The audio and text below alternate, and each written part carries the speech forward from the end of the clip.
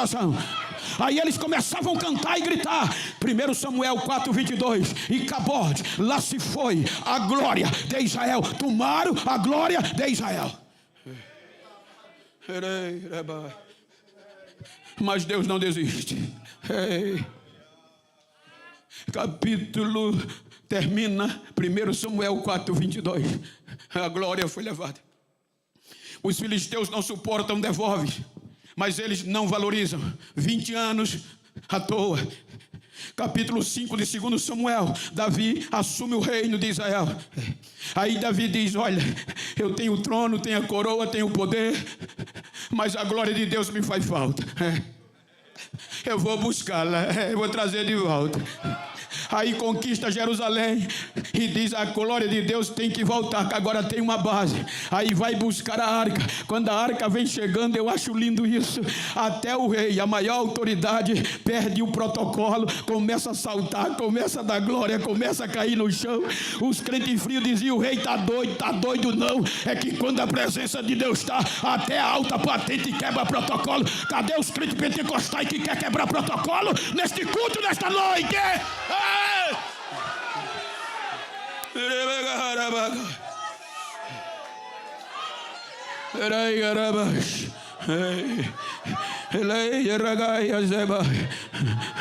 Eu tenho pregado em grandes congressos, vocês são testemunhas. A média de público que eu prego é de 10 mil para frente. Também prego para 3 do mesmo jeito. O batido é o mesmo. A dificuldade é que tem igreja linda, bonita, que às vezes a gente fica até com vergonha de subir, de tão brilhoso é o luz. Mas quando você vai pregar, o bilhetinho tá: Bento, prega devagar, que o povo aqui é elite, é sensível. O povo aqui não chora mais, o povo está depressivo, aqui não pode fazer barulho. Ai, não tem jeito não, meu filho. Mas eu louvo a Deus que eu estou na Batista Church e aqui ainda tem poder, não tem? Aqui ainda tem crente quebrando o protocolo, não tem? Aqui ainda tem senhores que partem para cima, não tem?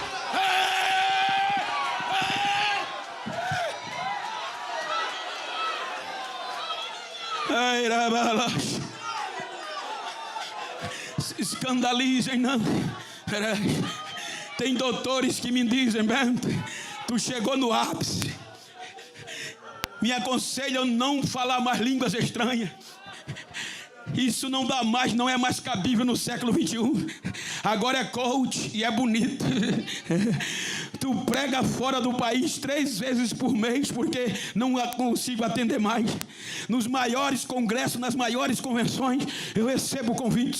Se tivesse vida, eu pregava todos os dias, porque todos os dias tem convite. Perdi a família. Ah, Bento, só em tu chegar já resolve. Então prega quietinho, Bento. Não faz barulho não. Não dá para aguentar não, filho. Sou pentecostal desde que nasci no evangelho. Quem vem comigo? Cadê os pentecostais que não têm vergonha de externar o que sente por Deus, que ainda fala línguas estranhas? Cadê os marcados? Cadê os marcados? Cadê os marcados?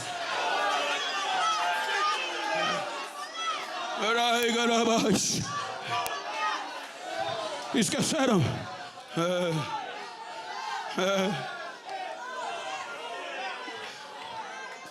Davi traz de volta. Aí Mateus 1,17 diz que de Davi ao cativeiro, Deus foi com mais 14 gerações. E não valorizaram.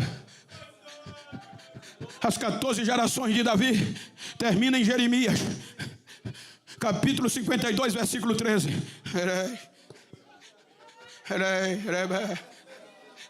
Nabuzaradão queimou o único lugar de culto, o templo. Destruiu o templo, destruiu Jerusalém, a arca sumiu, e terminaram sem a presença. Aí Mateus diz que Deus não desistiu para os filhos, investiu em mais 14 gerações, do cativeiro até Jesus.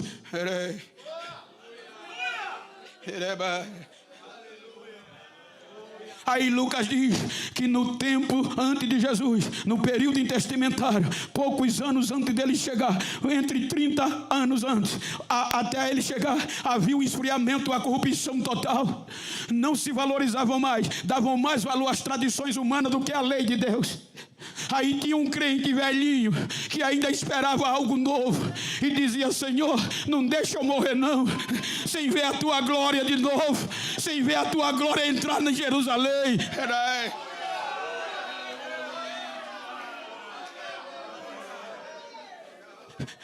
Aí o próprio pai, para restaurar os judeus,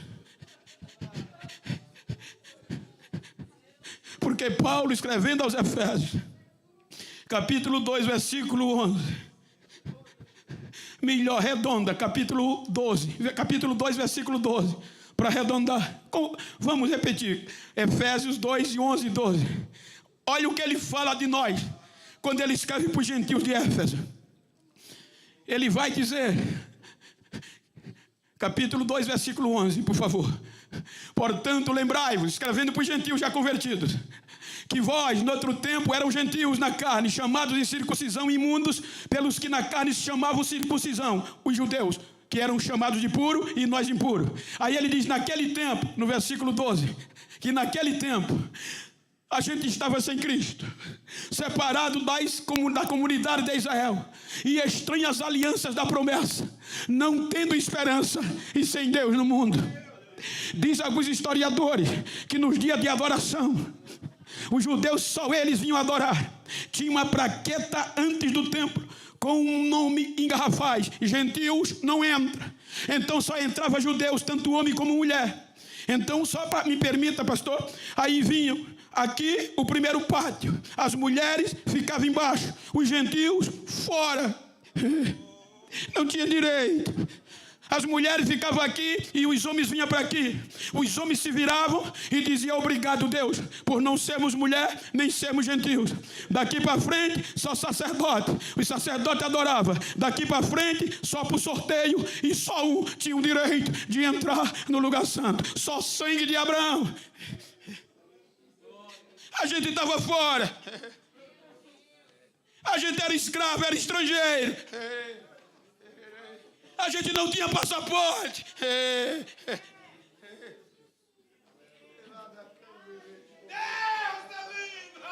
Só os filhos de Abraão. Aí João, capítulo 1, versículo 11. Para restaurar este povo, primeiro coloca Mateus. Mateus 1:1, para dar sentido. Mateus vai falar da originalidade do DNA de Abraão. Livro da geração de Jesus Cristo, filho de Davi, original. O sangue original. O DNA original. Aí João capítulo 1, versículo 11, ele diz: ele veio para os que eram seus, mas os seus não receberam. Quando eles rejeitaram a justiça de Deus, conforme Paulo escreve aos Romanos, aí Romanos 11, versículo 25, aí Paulo diz que Deus endureceu o coração dos judeus, e acreditou, e Deus disse: eu vou colocar os gentios agora.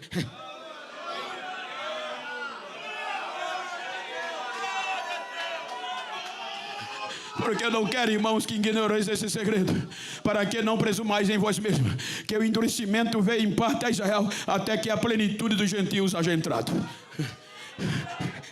Aí quando Deus diz: eu agora, a minha oliveira verdadeira, Israel parou de produzir. Aí Deus viu que os ramos dela se quebraram, Romanos 11, 17. Aí Deus disse: eu vou enxertar o gentio. Mas a gente não podia entrar, porque o nosso sangue não era compatível com o sangue de Abraão. Para a gente entrar, tínhamos que ser marcado, selado pelo sangue de Abraão. Aí, quando Deus, Romanos 11, 17, se alguns dos ramos foram quebrados, fala dos judeus que rejeitaram. E vós, sendo zambujeiro, oliveira brava, fomos enxertados em lugar deles. Aí é que está o processo do sangue. Eu trabalhei 40 anos em agricultura, profissionalmente. Trabalhei na logística, mas tinha amigos, ainda tem agrônomos, que são grandes amigos meus, que entendem da técnica da agronomia. E o enxerto, ele não é feito para produzir. Se você tem uma árvore plantada, ela parou de produzir, o enxerto é para reproduzir e multiplicar, porque já tem quem produza. A raiz, a seiva, os ramos se quebraram da oliveira verdadeira. Aí Deus, quando eles rejeitaram, depois de 14 gerações originais, aí Deus disse: eu vou colocar o zambujeiro bravo. Aí a natureza disse: dá certo não. Romanos 11:24, contra a própria natureza. A natureza disse: não vai dar certo, Senhor. Aí Deus disse: vai dar. Por quê? Porque na lógica, gente, isso aqui é lindo. O enxerto não precisa ser muito sábio, não. É só não ser doido. Ninguém põe uma árvore que não produz na que parou de produzir. E o zambujeiro não produzia, nem sangue o zambujeiro tinha, era forasteiro, era de fora. Aí Deus disse: eu vou enxertar. Porque olha a loucura, Paulo diz que nós fomos salvos pela loucura do evangelho, da pregação. Aí Deus dá uma de louco, mas a loucura de Deus é mais sábia do que a sabedoria dos homens. Aí Deus diz: vai dar certo. Ele pega o zambujeiro e diz: eu vou enxertar na oliveira. Mas não pode. Qual é o processo? Só o sangue puro de Abraão.